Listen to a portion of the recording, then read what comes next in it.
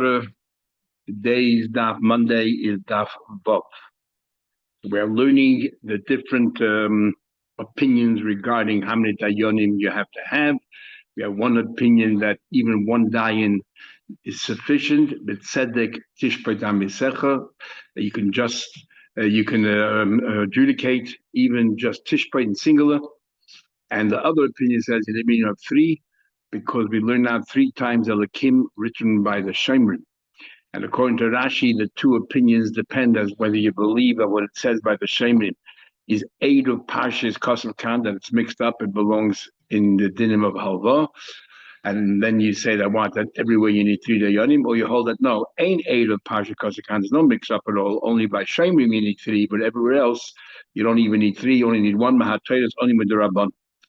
Teisus does not link the two together, because he says even if you have the Eir Parshas, but Tzedek Tishpei Damisecha overrides that, and one is enough. So the Gemara now, we're up to Vav Amud Aleph. We are up to 3 lines from the top of the page. Kufa. Let's analyze this din. Amar Abu Abu said, Shnayim Shadanu Dinei Mamnas, the Divrei Hakol, according to everybody, ain't Dineim Din. According to everybody, the din is not a din. That doesn't mean according to everybody, because we just learned before there's an argument. We actually have an opinion that says that even one is sufficient. But in his view, according to everybody, ain't the damn din. Says the Gemara, Rab Abavu. Rab Abba asks a question to Rab Abavu. It says, done as hadin. If you, let's say, if a judge, we're talking about a judge, an ordinary judge, because we know that when somebody is a mumcha, they have professional indemnity, or if they have reshus from the head of the golus or of nasi, they have professional indemnity. So what happened? You made a judgment. You said that the person who was guilty, you made him innocent. The innocent, you made guilty. In other words, you made a mistake. Something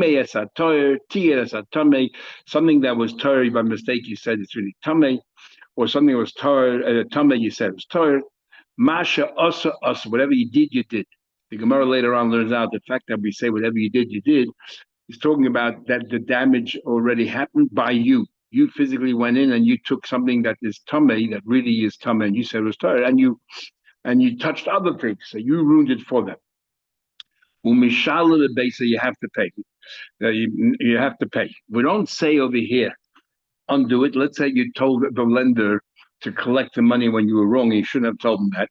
We don't say undo the psak and just give the money back. So we're saying on the one hand, the psak that you made stands. The psak you made stands. So there's something there. But you passed him wrong, so you have to now pay. You're culpable. Now the question says clearly in singular. And you said, Rabbi Abu, that everyone holds you the minimum of 3. So if it's less than 3, there's no psak at all.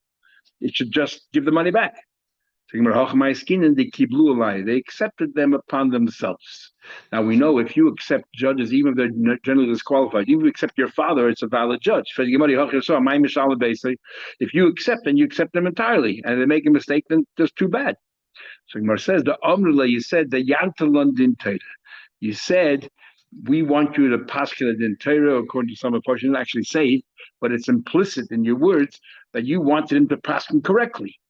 Because if you clearly stipulated, I want you to paschal according to the Torah, and you made a mistake, then the psak shouldn't even be a psak. And the borrower, or whatever it is, the money should go right back where it came from. The fact that we say that the din remains means you didn't explicitly say that I want you to paschal the Torah, but it's implicit in your words. And therefore we say that on the one hand, the psak remains, on the other hand, you are liable. And that's why over here, if you hold, you need a minimum of 3 judges. Why one judge is the psak? Because you accepted this person to be a judge, but you wanted him to pass him correctly. So you didn't give this person immunity. What do you mean you made a mistake? What kind of mistake are we talking about? An error. An error. Like something's clear in a Mishnah that anybody should have known, then it's not a psak. If it's not a psak, then the money should go right back. If you made a mistake in a Mishnah, the money, there's no psak at all. So why do we say that the psak remains? If you made one person pay out the other person, that other person, the recipient, maintains that money. In other words, the psak is a psak, but you have to reimburse the person. So what kind of mistake did you make? If you made a mistake in an open halacha, there's no psak here. And the Tov das, you made a mistake, something that your mind, when you weighed up the pros and the cons, you should have went one way, but you went the other way. So you can't clearly say outright that there's a mistake here. So the psak remains. But because at the end of the day, you did make a mistake, an error in judgment, so therefore you have to reimburse the person if you personally were involved, intervened. And you took the items and you ruined it. What's an example of that? There were two opinions, to Tanaim, to Amoraim. They were arguing with each other. And sometimes the Gemara concludes we don't make a decision one way or another. In fact, sometimes we say we don't make a ruling. The sugi de alma, but if you follow the general thrust of the Gemara, it seems quite clear that it follows one opinion. You find many times places where we make rulings because the Gemara seems to be following a certain way. And the judge went and ruled the other way. It's not an outright mistake because nowhere does it say that the halacha is one way or another. But if you would have followed the context of the Gemara, you would have realized that the Gemara sort of is inclined to follow one particular way. You went the other way. So the psak remains, but you're liable. Hainu shikoladas. Says the Gemara, Lema, let us say, Ketanoi, in fact, is a machlekes Tanoi. This argument between Shmuel and Rabavu says you need a minimum of 3. Shmuel says that it sounds like Shmuel says that a minimum of 1, you need 3, and if you did 2, it's a valid psak, but you called a bezdin chatzuf. Let us say, in fact, that this is an argument tonight. It says the following: Bitzua, when it comes to compromise, pshara, bishloisha, you still need 3 judges to make a compromise. Divrei Rameya, that's the view of Rameya. And the Chachamim disagree. They say, pshara biyachid, a compromise, you can even have 1 ruling judge. Now, what's the argument here? So we think right now that compromise or judgment, they're both really the same. They're both judgments. Therefore, since they're both judgments, so whatever you rule when it comes to an ordinary judgment, that's how many judges you need when it comes to pshara. So how come one says 3, one says 1? Obviously, they're having the same argument. So everyone holds makshin and pshara that we equate the two, we equate compromise to a judgment, as Rashi says. It says in pasuk that says you should make mishpat uzdaka. The mishpat means judgment, and tzedakah is more like compromise. We'll see the Gemara soon. My lab the hakamifla. This is the crux of the argument. Marsava din b'shloisha. When you're paskin, you need 3. Mahat Torah. Marsava din b'shnayim. And the other one holds that 2 is good enough, and we know that 2 means really 1. We saw in Rabbanon. So therefore, pshara the same thing. Only 1 mahat Torah. Now, we did have an opinion before of Shimon and Gamliel that clearly states that you need 2 people when it comes to a pshara. So there are 3, it seems that there are actually 3 opinions when it comes to pshara: 1, 2, or 3.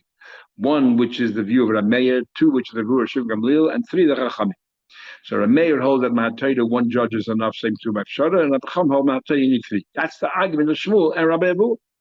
Said no, the Kuli Alma, everyone agrees. Din Bishleisha. No, Rabbi Abu will tell you, I hold that everyone thinks that all you need is 3 people. What's the argument? The question that answers the question: is compromise like a judgment, a different form of judgment, or compromise is more like I'm navigating the 2 people, the plaintiff and the defendant, that they themselves come to an agreement. It's not like a judgment. We compare pshara to a din. We compare the 2. It's another form of judgment. You don't compare the 2.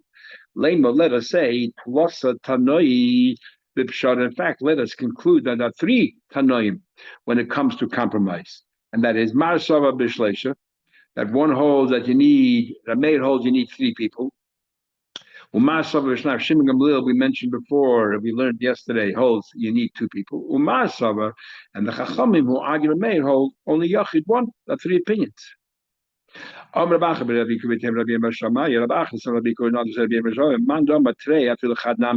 Really, there is no 3 opinions. The one who says you need 2 opinions would agree that 1 is sufficient. So why do you say 2? Once you don't need 3, there's nothing else. You have to have, if 1 is enough. If you don't need 3 judges, then it's 1. So what's the idea of 2? I need 2 because we want witnesses. The level we should have witnesses that tomorrow you can't come along and deny or cancel or change your mind. We have witnesses that you came to an agreement and you made up pshara. Rashi says, Shmamina. From here we can conclude that pshara eina tzricha kinyan. That if you make a compromise, you don't have to make a kinyan. The moment you make a compromise, it's confirmed, it's done, and that's it. Why? Because if you're going to tell me that a compromise requires some kind of transaction, you have to make a kinyan, let's say even a kinyan suda, a handkerchief, then why in the world do you need three judges to make a final ruling? The kinyan is what confirms it. Should be enough, two people, and we make a kinyan. And if you make a kinyan and you have two witnesses who witness it, what are you in a bezin for? What are they adding to the situation? It's no different if I'm giving you a gift. And if I give you a gift and we make a kinyan, and if you worry about people changing their mind or whatever, we have two witnesses. Says the Gemara, why taka? Let's just have kinyan, and you don't need three. And the Gemara concludes, the hilchasa, the halach is that pshara tzricha kinyan. That pshara actually does need a kinyan. You do need a kinyan. So why isn't two enough then? If pshara needs a kinyan, then the question remains, so why you need three judges? Because we want to make sure that you're not making a pshara, somebody's being cajoled into making a compromise, which is a wrong compromise. Because even though you agreed, it might be called a kinyan betus. In fact, this is a whole discussion. If the halach is you need a kinyan, when do you make a kinyan? Before the pshara or after the pshara? No, if you make a kinyan before the pshara, and you don't even know what the outcome will be. So can we conclude from here that because in a pshara, there's one person who is going to be foregoing some of his entitlements. He's being meichel. So can we learn from here the fact that a pshara needs a kinyan, that every time you're meichel, you need a kinyan, otherwise you can change your mind. I'm meichel now, and I'm meichel, and I change my mind tomorrow. So the fact that we pshara is a kinyan, can we then infer from here or extrapolate from here that all mechila needs a kinyan? And Taisha says lav dafka, because I can argue the reason why pshara needs a kinyan is because since you didn't know what the outcome would be, and then if you can say, if I would have realized that this is what the compromise will entail, I never would have agreed. So the whole mechila, the whole pshara might be based on the error. And that's why you have to make a kinyan. Sort of you're committing yourself as if to say, even if there's an error. But the others say that the pshara the kinyan is after the pshara. So there's no error. You know exactly what the pshara is. So let's extrapolate from that every mechila needs a kinyan. And we can again argue lav dafka, because we can say mechila does not need a kinyan. You know exactly what you're meichel, you don't need a kinyan. But why over here by pshara you need a kinyan is because even though you know what it is, you can argue later, I was sort of forced into it. They massaged me. It wasn't my idea. Mechila is my idea. I decided to be meichel. Here the bezin sort of persuaded me, cajoled me, and therefore I felt intimidated and I agreed to something that I never really wanted to agree to. So in that case, we say that the bezin is not no raya whether you need a mechila kinyan or not. There's a machlekes you need mechila is a kinyan or not, and l'chayda depends on how we understand the whole idea of mechila. When you're pardoning somebody, does that mean I'm just walking away from it? Or when you pardon somebody, it means I am giving you something, I'm giving you back my entitlement. Because we can argue that I'm walking away from it, and the moment I walked away from it, how can I change my mind later? I have no connection anymore to the thing. And if mechila means that I have to give you something, then like anything else that I give you, I'm giving you my entitlement. Maybe you need a kinyan in order to make this transaction. And that could be the basis for that argument. Now that we introduced the whole idea of pshara, we'll talk a bit more about pshara. Is compromise a good thing, or that's just a denial of justice? We'll see there are a number of opinions, just like when it comes to a din. You need three judges. You need three judges when it comes to a compromise, like one of the three opinions said before. But nigmar hadin, once the sentence has been concluded, you can no longer make compromises. It's a denial of justice. What does nigmar hadin mean? Rashi learns literally at the bottom of the page. We're going to see nigmar hadin means Bezdin makes a ruling. Ruling, you owe $100 a shim. And then the Bezdin tries to cajole you into pshara. That's the wrong thing to do. But as long as the Bezdin hasn't given the final ruling, even though they know the final ruling, they can still have every right to try to make peace between them and work out a compromise. Taisha disagrees. He holds that once Bezdin knows exactly what it is, you're not allowed to in any way suggest to make a compromise, because the Din Torah says that the halacha is, the Din Torah says that this is the halacha that Reuben owes Shimon $100, let's say. Therefore, you have no right to take away that halacha. This is the psak of the Torah. And if you want to make a compromise, then tell the person, he owes you $1. But be a mention and be pardoned. Because once you know the halacha, the Torah should trump everything. Says the Gemara, also, Rabbi Lazar, the son of Israel, says it is forbidden to make a pshara. We're going to have a number of very interesting opinions, all ends of the spectrum, the whole gamut, from saying it's also to make compromises, to saying to the other end of the spectrum, it's a mitzvah to suggest them to compromise, as we will see. Rabbi Lazar, the son of Israel, says also it's forbidden to make psharas. In other words, once he came to Din Torah, prior to Din Torah, on the contrary, make shalom, they shouldn't have to go to Din Torah. But once they're standing in front of judges, then the Torah takes over. And if once they're standing in front of Bezin, before even the psak din, for anything, if you tell them, let's go make a pshara, then you are a sinner. As if to say that Torah has no say on this. And anybody who commends someone who gives psharas, you're antagonizing the Eibishter. There's a pasuk, and we're translating the word boitzeya means compromising. If somebody blesses somebody who makes compromise, niyetz Hashem, because a compromise sometimes is because you don't know what's the right thing to do, so you just say, no, let's compromise. You can't go wrong, but that's not a psak. That's shirking the responsibility. So boitzeya beida, if you bless somebody, niyetz Hashem, you're poking fun. Let the law go pierce right through the mountains and get to the point. Remember, it says that justice is for Hashem. Moshe said, this is the expression, let the din pierce through the mountains. But Aaron, who, as the Rishonim say, he himself was not a judge, so therefore nobody came to him for judgment. So he not only was allowed to, but he encouraged. Oyev shalom, v'reidiv shalom. He was an Oyev Shalom and a Reid Shalom. Why the double expression? He loved Shalom and Reid Shalom. So it says in some Sfarim that actually the two opposites. That Aaron's greatness was not that he was always running after peace. He knew when to be Oyev Shalom and he knew when to chase peace away. Sometimes you have to stand up for Torah. When it comes to questions of Torah, don't just try to make compromises. Torah has even a Mekarvan as Torah. You bring the BS closer to Torah, the Torah stands still. So sometimes it's Oyev Shalom, you run after your love peace and you try to make Shalom. Sometimes the radio chase Shalom away when it comes to principles of the Torah. We don't make compromises. Umeisim Shalom and he makes Shalom between one person and the next. And it says, Torah's emes ha'isa b'piyah, the truthful Torah was in his mouth. And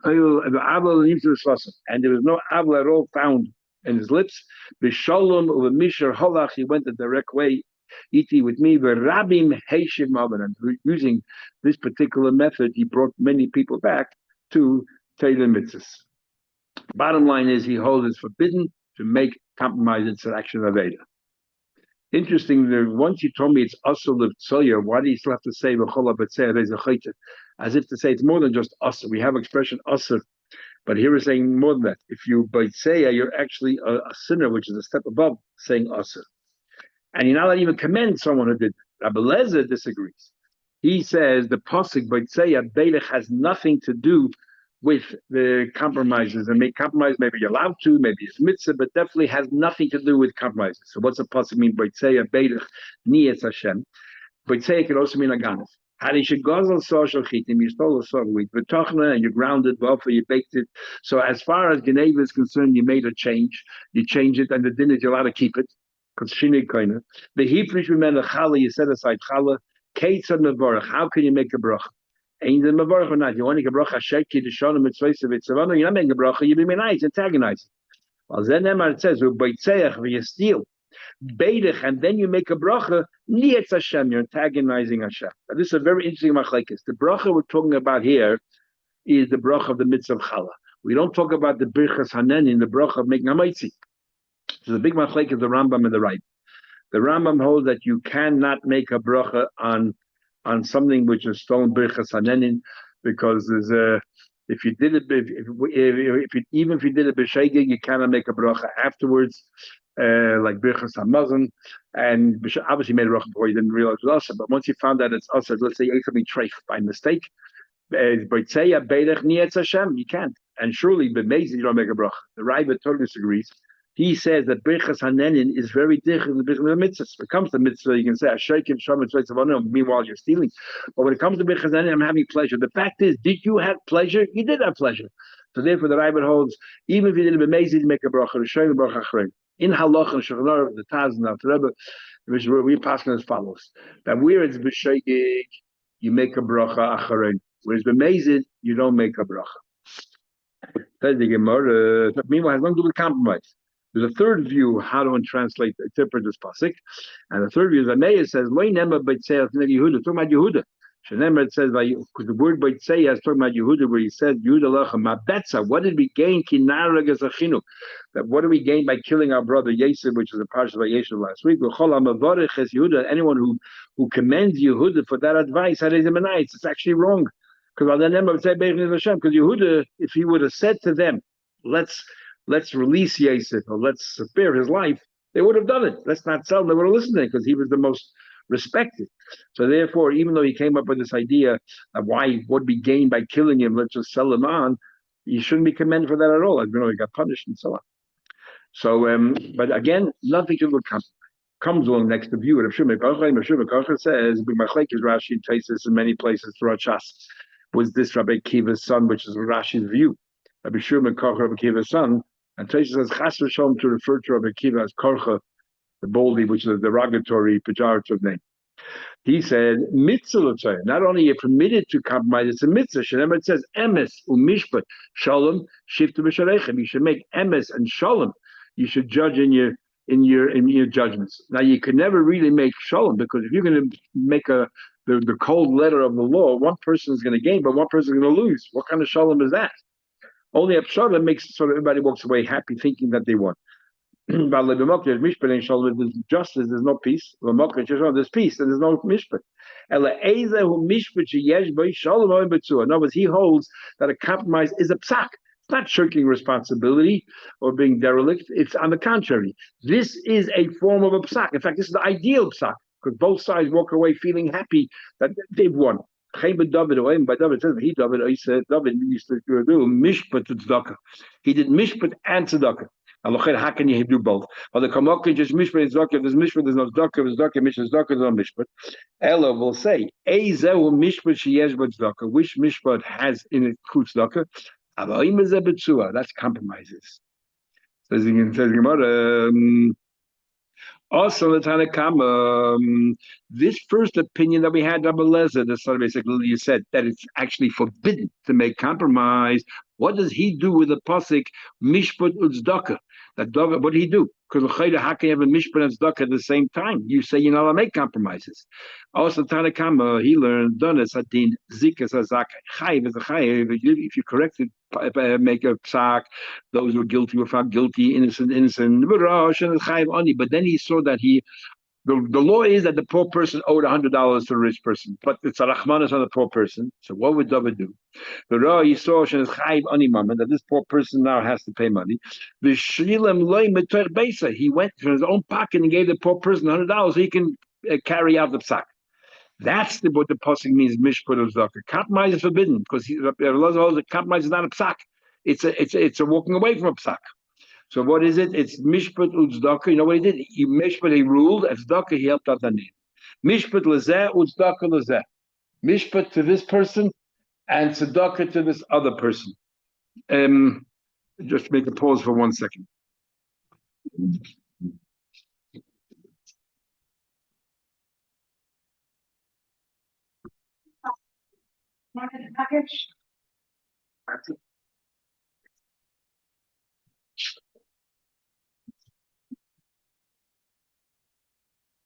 But mishpat lezeh uzdaka lezeh. He made a ruling that the poor person has to pay, but then he went ahead and he gave the poor person the money so they're able to pay it. Mishpat lezeh shehechel lemammon. Mishpat is that this girl's getting money. Uzdaka lezeh sheshilel beisay. The tzedakah was that he paid back from his own house. Skip the parentheses. So the chayda kash the Rebbe bothered Rebbe. So why does it say that he gave tzedakah to all those people? He should have said that he gave tzedakah to the poor, because if you learn it's a compromise, it doesn't matter if you're rich or poor. But if you're learning that it's tzedakah that he helped the poor person out, then it should say not l'chol amod. David helped out the whole nation, and helped out the poor. Ella, so that be different learns.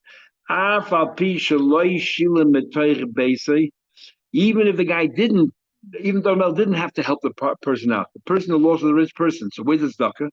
The tzedakah is that he saved him from an avera, from having stolen goods. Zeu mishpah tzedakah, not compromise. Mishpah lezeh, you have to make rulings. But tzedakah lezeh, what do you mean tzedakah to the other party? Mishpah lezeh shehezlim money. Mishpah, okay, the guy receives his money. Oh, tzedakah lezeh shahoitzik zeh lemetachas yoder, just spared you from being a gazan because you took your money away and gave it back to that other person. So that's opinion number two. Shumakar holds it's a mitzvah. Abel Rashi holds that it's not a. Comes along Rav Shimon Nasi and he says, two people came to before you for a din. Actually, teach them before you heard exactly what the case is all about. I should teach them or after you heard it. You're not sure which way it's inclined. After the note, even if you heard it, but you haven't yet thought about who's right and who's wrong. After you permitted, not a mitzvah, but nor is it later.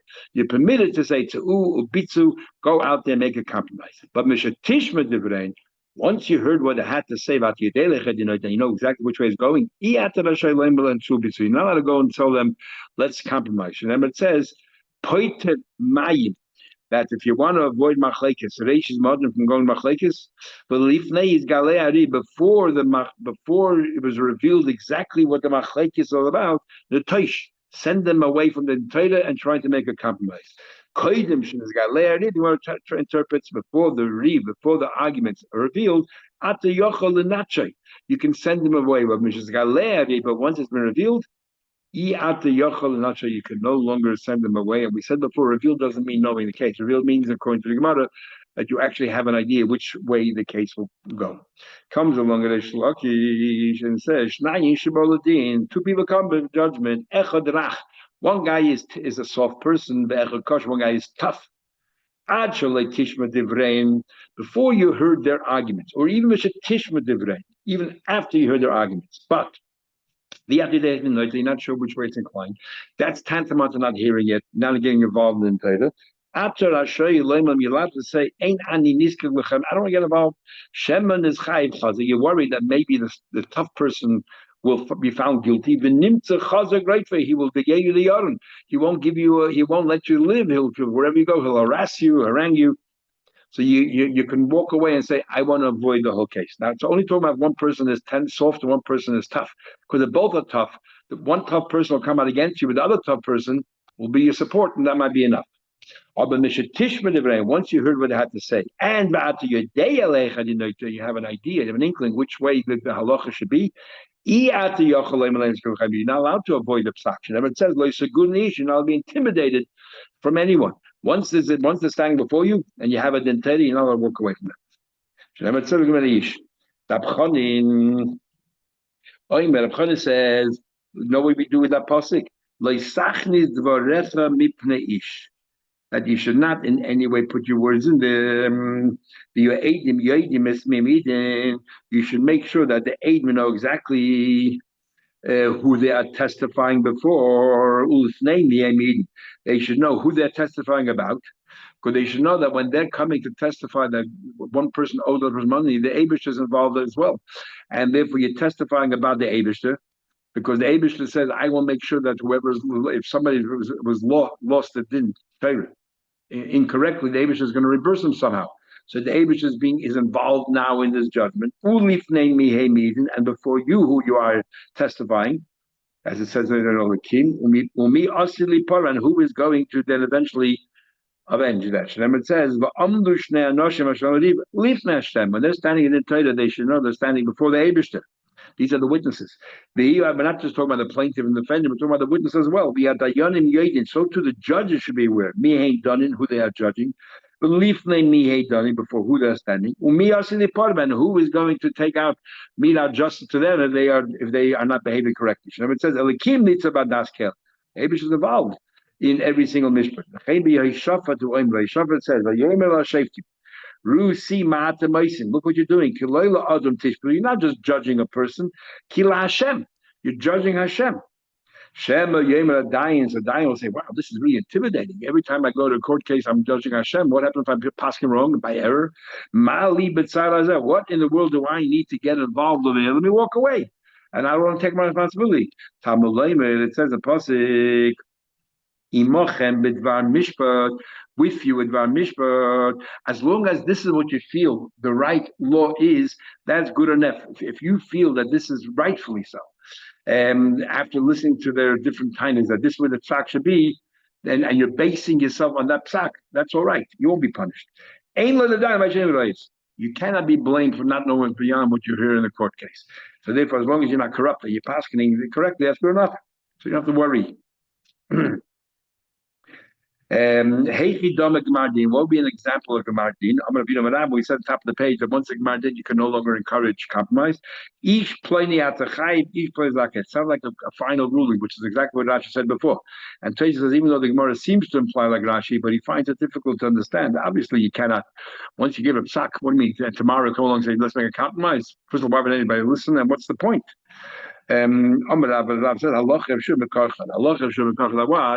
That actually it's a mitzvah to make a compromise. Telling what ain't not so, but Rav Huna, Talmidei de Rav Huna himself was a student of Rav. You're telling me now that Rav holds halacha shur mekarcha, it's a mitzvah to make compromise. Well, Rav Huna was a student of Rav. Which means we can assume he followed Rav's ways. But whenever the Torah came to him, he would tell them, what would you guys like? I should pass in halacha, or would you like a compromise? You're telling me that Rav said what sounds like you have to make compromises, and he clearly gave the people a choice. So the Gemara, my mitzvah nami de karma Rabbi Shua bekarcha. Rabbi Shua bekarcha, the mitzvah doesn't mean don't let's say then what's the whole even in Torah if we're never going to paskin? That's not what he meant at all. It's a mitzvah to inform them that you have a choice. Mitzvah lememelu, every court case, every Torah before you begin, it's a mitzvah to give them a choice. Idina bisu, ipshar bisu. You ask them, do you want that we should paskin halacha lemaisa, or do you want a pshat? Says the Gemara of Hayin Tanakama. Isn't that the first opinion that says that once there's a psak din, you can no longer talk about pshara, which means prior to that, you can give them the choice. No, but there's no real mitzvah, but there's no avera. What's Rabbi Shimon Karcha saying mitzvah? Ikebenayim mitzvah. Rabbi Shimon Karcha mitzvah. Rabbi Shimon Karcha is a mitzvah to give them that choice. You have an option in their choice. Says the Gemara, the Tanakh on top of the page who says that before the Bezdin issues the final ruling, you can give them a choice. Isn't that the same view of Shimon ben Asya? And once you heard the words, Shimon Asya said, once you heard the arguments, after your day and you have an inkling which way it should go, he holds that what you're not allowed to tell them anymore. So we have four opinions here now. We have one opinion that says it's a mitzvah to give them a choice. We have another opinion that says there's no mitzvah, but you're allowed to give them a choice. Then we have another opinion that says that it's usher to talk about compromise. Then we have another opinion that says that even after you heard, not the Shimon Asya, but the Tanakhama, even after you heard the kindness, as long as, and you know which way is inclined, as long as you didn't give you a psak, you can encourage them or give them the option which way they'll go. And we'll continue in Mitzvah tomorrow.